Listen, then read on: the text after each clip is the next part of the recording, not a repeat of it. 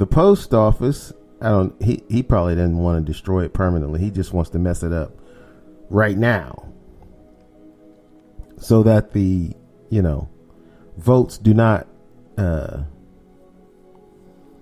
mail-in ballots do not reach their destination in a timely manner. That's all he's trying to do. He may not care if the post office is ruined forever, but he may try to fix it, or the new president will probably fix it. If it's Biden, he'll probably fix that post office mess by firing that guy. I can't remember the guy's name, who the president put in charge, who's never had any experience in that area, but also owns stock in UPS and other companies that deliver packages and mail. The guy in charge of the United States Postal Service has stock in other companies. That's called conflict of interest, for one. But I took my ballot to the Board of Elections and dropped it in the drop box. They got a drop box at the Board of Elections. So I got an absentee ballot, and I filled the ballot out and then took it to the Board of Elections instead of, I surpassed the mail. That's how, I tried to get around the system, and that's what I encourage all of you to do. If you get your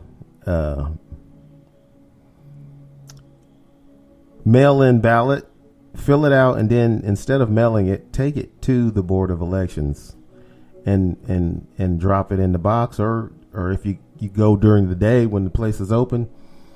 The place was closed when I went there, so I just left it in the drop box. They got a drop box outside. So I left my ballot in the drop box. But that's how I voted early. I was requesting an absentee ballot. I done that probably 3 weeks ago. It came in Friday. Filled it out, put it back in the envelopes, and took it to the Board of Elections and dropped it in the drop box outside.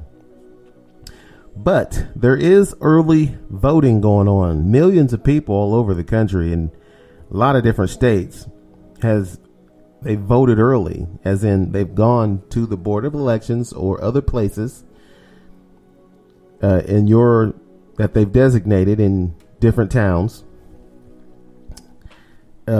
Set up the voting booths, and people have just gone in and voted early without having to wait till November 3rd or without having to stand in line.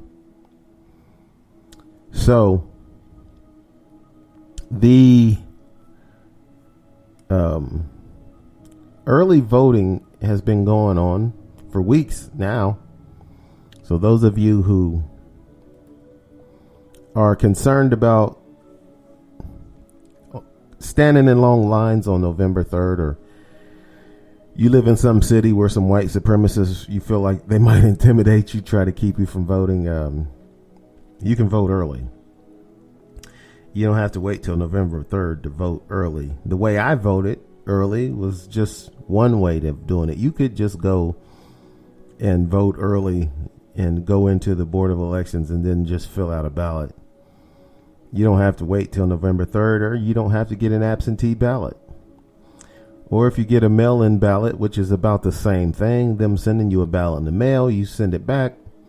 If you want to bypass the post office because it's, the president has purposely tried to screw that up so that you can, that the abundancy of envelopes will be delayed. Basically, what he's trying to do is he wants them to be delayed. You can bypass the post office by taking that ballot straight back to the Board of Elections and handing it to them. If you go there during their hours that they're open, or you can put it in a drop box. I'm pretty sure most Board of Elections or designated places have a drop box. And if they don't, take it while they're open.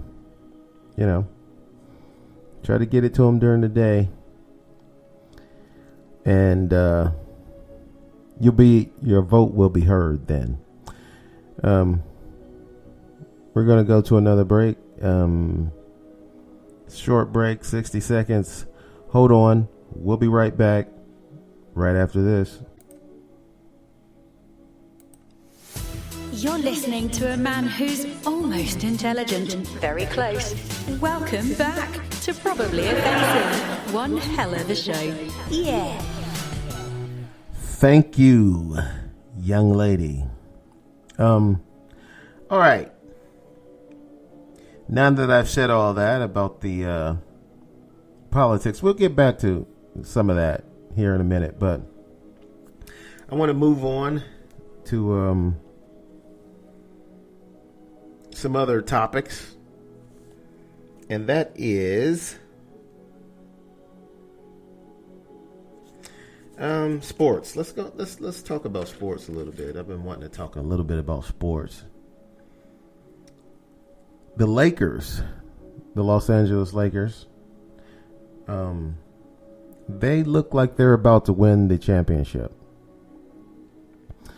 They're up 3-1, so they're up 3-2 now. It was 3-1, and Miami won the game they had on Friday night. Miami won. It was a close game. Miami was able to pull it out. So they're going to have another game tonight, Sunday night. And hopefully the Lakers will win this one, and that'll be that. I was a Laker fan myself when I was a kid. I stopped. Actually, it's hard to stop being a fan of a team that you rooted for your whole life, basically my whole life, because I became a big sports fan when I was a young kid. And I decided when I was a young kid, I was probably 6 or 7 years old, and I started watching sports on TV and started playing sports with my friends outside attempting to join athletic leagues. So I was a good athlete. I was fast. I was strong. And so I was a good athlete. So I was more interested in sports because, I was good at it. So I decided when I was a kid to start watching teams that were on TV a lot, and we didn't have cable. And back then Fox wasn't around. There was no Fox. There was only ABC, NBC, CBS, and PBS. PBS has always had a station on, and ironically, with an antenna, or even sometimes without an antenna, PBS was the clearest. And then there was a home shopping network that you could get without cable too. Joan Rivers used to do a home shopping network, a comedian, the female comedian. One of the more successful at that time female comedians was Joan Rivers. But anyway, I decided to root for the teams that was on TV the most. And one of those teams was the Lakers. So I was a young kid, and the Lakers, at first they just had Kareem Abdul-Jabbar and some other players. And most of the players started to retire, but then they got Magic Johnson in 1980. And so I was a big Laker fan. Now, here in recent years, I've rooted for the Cleveland Cavaliers because when LeBron played for them, I wanted a team from Ohio to win. So I rooted for the Cavaliers because I thought when LeBron played for them, that's their only chance that a team from Ohio is going to win the championship. Okay, because most great players, they don't play in Cleveland. And if they do get traded to Cleveland, they leave there if they don't stay. So Cleveland would be hard-pressed to have a team that can win the championship without LeBron being on that team. And the only reason that LeBron was ever on Cleveland's team is because he's from Ohio. LeBron grew up in Akron, Ohio, which is about 8 minutes outside of Cleveland. And he just happened to play for the Cavaliers because they sucked. LeBron was the best high school basketball player in the land, and he did not go to college. Back then, when LeBron started playing in the NBA, they had no requirements that a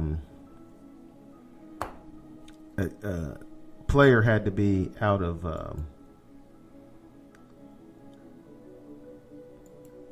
high school and had to go for more than a year. Right now, they have a stipulation that you can't play in the NBA unless you've been out of high school for more than a year. So all the best players will now go to college for 1 year. They call them one and done. But anyway, I'm getting off on a tangent here. My point was, this is being from a small town, a town of 70,000 people, Springfield, Ohio. We have no professional teams in Springfield. There are professional teams nearby in the Cincinnati Bengals and the Reds. Cincinnati has no professional basketball team. There's the Blue Jackets in Columbus. And Cleveland has the Browns, the Indians, and the Cavaliers. So the only professional basketball team in Ohio is the Cleveland Cavaliers. And so when LeBron played for the Cavaliers, I thought the only chance for them to win the championship is now when LeBron plays. So I rooted for the Cavaliers then.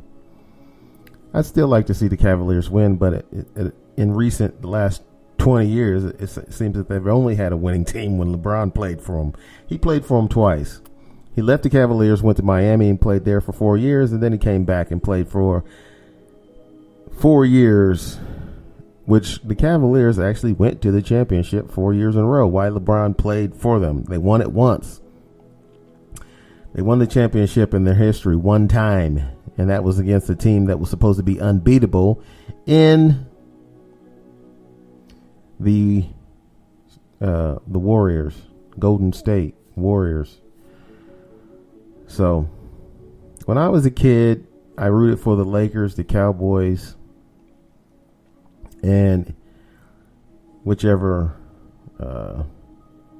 I'd like to, rooted for the Yankees, but I'd like to see the Cleveland Indians win the World Series. The Reds won the World Series multiple times when I was a kid, so that was great. But the Indians have not won the World Series. They've been there a couple of times and lost. They were very close to winning the World Series against the Cubs, but then everyone was rooting for the Cubs, except for Indian fans, because the Cubs had not won the World Series in 100 years, which that's unfortunate, but I'd rather see the Indians win the World Series because I'm from Ohio. But that didn't happen. So, anyway, it looks like the Lakers, the team that I rooted for my whole childhood, all the way up until Kobe. I didn't appreciate Kobe. He was a great player, but I didn't like the way Shaq left that team. And I had not rooted for the Lakers until the pandemic because I actually thought the Clippers was going to win the championship.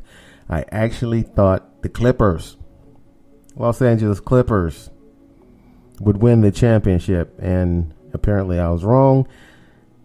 Doc Rivers was fired, and he deserved to be fired. because his defense